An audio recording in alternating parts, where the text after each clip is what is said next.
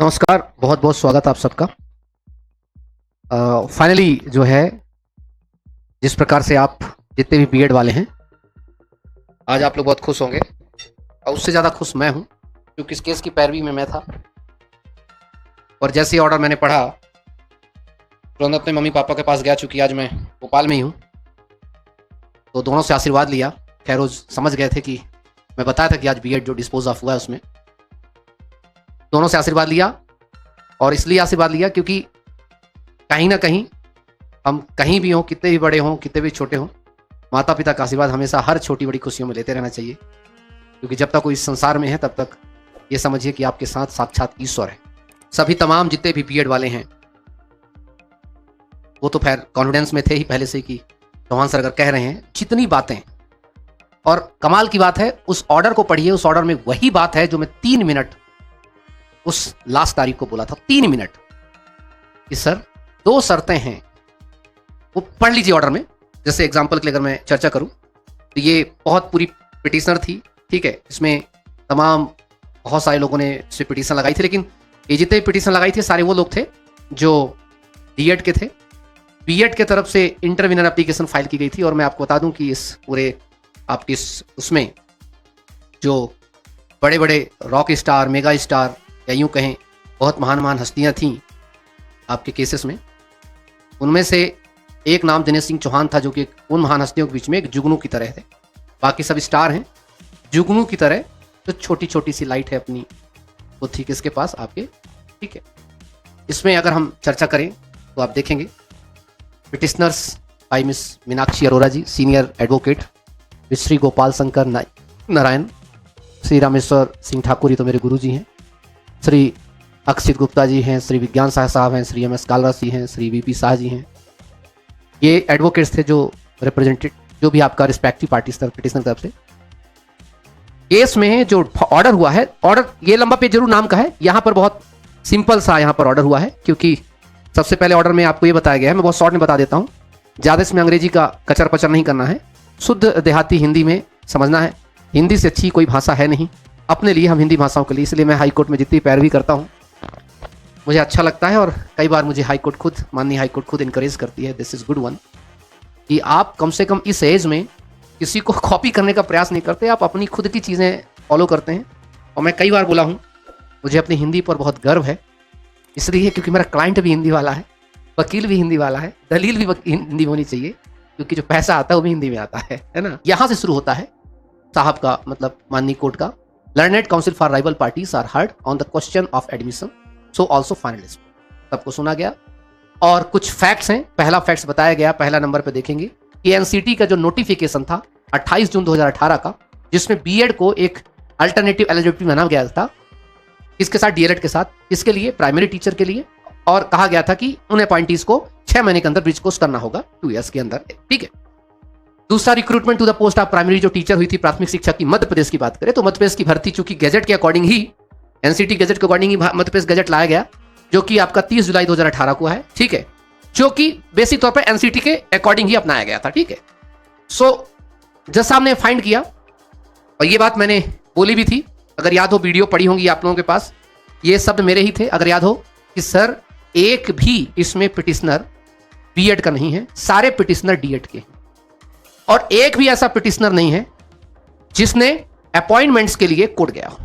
अब सुना आप पूरी बात, वही चीज है इसमें, क्योंकि बहुत सार था वो। उन्होंने कहा कि all petitioner in this bunch of writ petition are holders of diploma, DEd है, कोई भी इसमें बीएड नहीं है। पहला, जब एडवर्टीजमेंट निकाला गया रिक्रूटमेंट का प्राइमरी टीचर के लिए मध्य प्रदेश में, तो ये कब किया गया, एप्लीकेशन कब शुरू है, 20 जनवरी 2020 को। सुनना, ये बहुत इंपॉर्टेंट था। और इसमें डीएलएड के साथ साथ बीएड भी एक क्वालिफिकेशन थी कि बीएड करने वाला व्यक्ति फॉर्म भरे, ये चीज उन्होंने पाई। ऑल द पिटिशनर जो यहां पर है वो सिर्फ डीएड के हैं, और जो प्राइवेट रिस्पोंडेंट जो है बीएड होल्डर्स हैं जो आए यहां पर।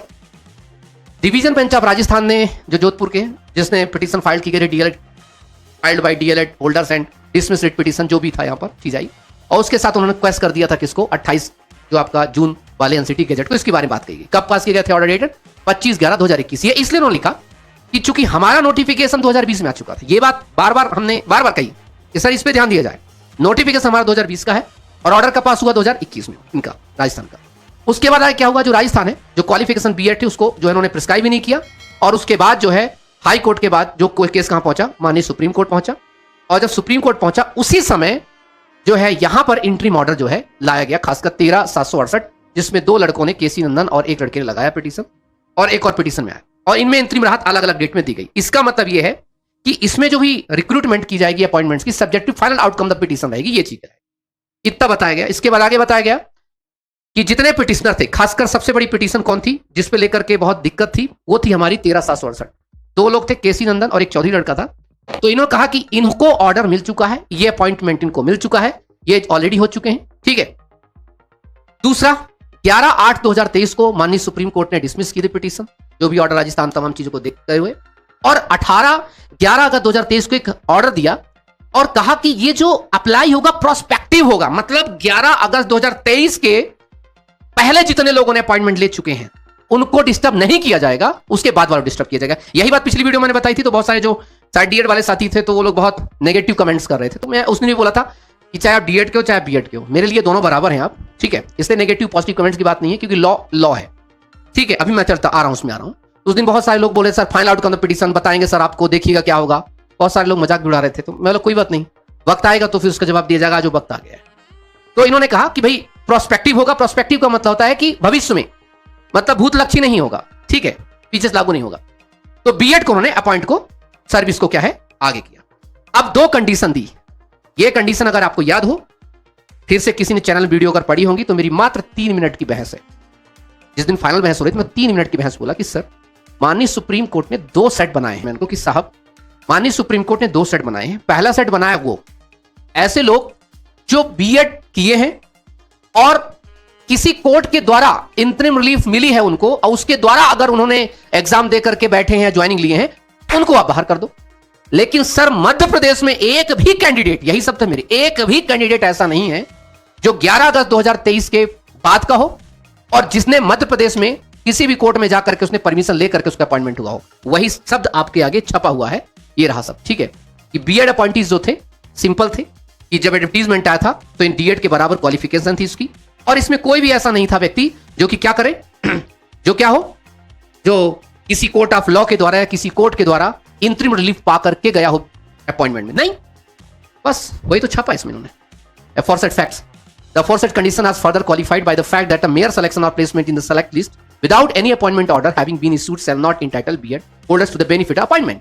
The BEd candidates so retained after, तो ये तमाम चीजें ना पढ़ के शॉर्ट में समझने का प्रयास करें कि वही जो कन्विंसिंग जो वो 2 शब्द थे वो शब्द आज इसमें छपे हुए हैं, और ये जो 2 शब्द छपे हुए हैं मेरे लिए बहुत महत्वपूर्ण रखते हैं, क्योंकि आप पूरे 2 घंटे की बहस में, साल भर की बहस में, आपके अगर वो शब्द अगर आते हैं जिन शब्द का आप कोर्ट में प्रयोग करते हैं अपने पिटिशनर्स के लिए, अपने लोगों के लिए जिसके लिए लड़ रहे हैं, वो आपके लिए बड़ी फायदे की बात होती है। फाइनली जो है इन्होंने क्या किया, इसको रीडिंग समाप्त हुई और इन्होंने सीधे सीधे कह दिया कि भैया आप होल्ड करिए, कोई दिक्कत नहीं है, नो प्रॉब्लम। किसी को अगर दिक्कत आए तो खुली है दरवाजा, जा सकता है कोर्ट। एंड फाइनली जो मध्य प्रदेश में जो बीएड अपॉइंटीज थे उनकी जो जॉब है स्टेप है, आराम से शानदार तरीके से अपनी जॉब को करिए, कंटिन्यू बने रहिए आराम से, कोई दिक्कत की बात नहीं, चाहे डीएड वाले चाहे बीएड वाले। अब 2 चीजों की बात है कि अब भविष्य में वर्ग 3 में बीएड हमेशा के लिए बाहर कभी नहीं आएगा, और बीएड का एक छत्र राज रहेगा प्राइमरी शिक्षकों के लिए, एक छत्र राज रहेगा। और जितनी भी बातें मेरी कही हुई थी वो सारी एकदम ट्रुथ, फैक्ट को प्रमाणित कर दिया गया। सर बीएड के प्रति आपका समर्पण योगदान सदैव अविस्मरणीय रहेगा सर जी, बहुत बहुत धन्यवाद सर। न्याय के साथ नहीं, मैं मानता ही नहीं, मैं अब क्या बोला बेटा सुनील, मैं मानता ही नहीं कि मैं न्याय के साथ कि अन्याय के साथ। मैं न्याय के लिए ही लड़ रहा था, मैं उसके लड़ रहा था उस गरीब कुनबा के बच्चे के लिए जिसको अपॉइंटमेंट हो चुकी। तुम्हें क्या पता, बहुत सारे बच्चों ने उधार ले लेकर के बीएड किया था बेटा, तुम्हें सिर्फ अपना दुख दिख रहा है। उधार लेकर के बीएड किया, उसके बाद आज 6-6 महीने सैलरी नहीं मिली, इसी प्रकार से यहां वहां से कर्जा ले। कुछ बच्चों को, कुछ स्टूडेंट ऐसे हैं बीएड वाले जॉब करते हैं, उन्हें मैंने पैसे दिए हैं मंथली कई बार, उनके पास किराया नहीं था वहां जहां उनकी ड्यूटी लगी थी देने की, तो मैं पैसा देने से पहले उन्हें अपॉइंटमेंट लेटर भेजा, उन्होंने अपना आधार कार्ड भेजा, तब मैंने उन्हें पैसे दिए, 3 महीने तक पैसे दिए मैंने कुछ बच्चों को।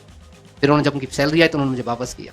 तुम बता न्याय की बात कर रहे हो जी, हैं न्याय की बात कर रहे हो, तो क्या हाल होता। और पर डे मुझसे फोन करके बड़े प्यार से लड़की मुझसे एक ही क्वेश्चन पूछती थी, 2-3 लड़के, सर क्या सच में हम बाहर हो जाएंगे सर, बहुत डर लग रहा सर, किसी दिन सो नहीं पाते, समझ रहे हैं, वो भी गरीब।